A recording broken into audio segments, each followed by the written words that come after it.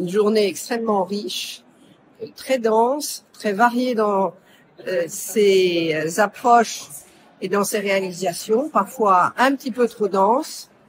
et avec quelques éléments essentiels qui ont été rappelés sur la nécessité d'avoir une connaissance du passé et du temps long pour être capable de préparer le futur, et également aussi une approche de la diversité et de la complexité des relations entre la France et en particulier l'Afrique.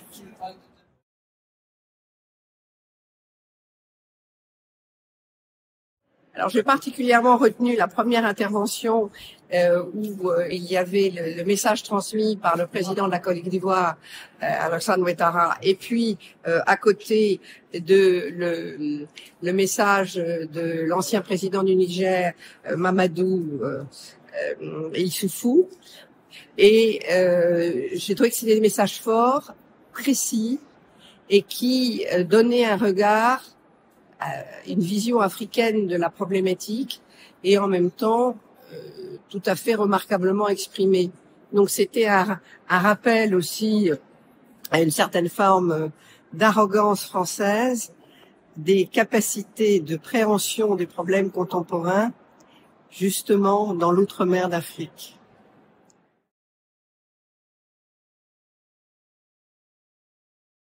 C'était un outre-mer qui était en fait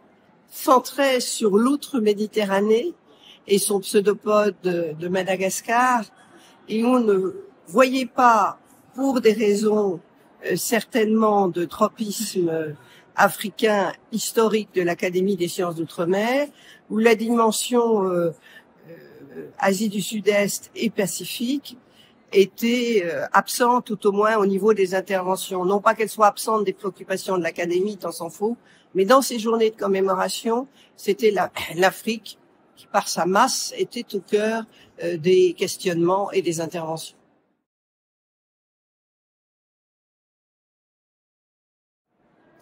Bon, je dirais qu'il y a un élément qui a été important de rappeler aussi, ça a été dit par plusieurs intervenants, les erreurs que la France a pu faire dans sa intervention vis-à-vis de l'Afrique. On a rappelé ce qui s'est passé en Libye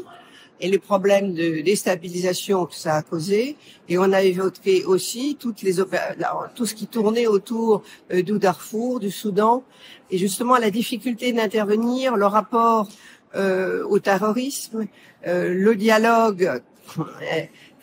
par rapport à l'intervention armée, ou l'un plus l'autre, des questionnements qui étaient d'autant plus intéressants que c'était des points de vue qui sont évidemment pas ceux que rapportent nos médias, qui sont très colorés dans le politiquement correct et la vision unique.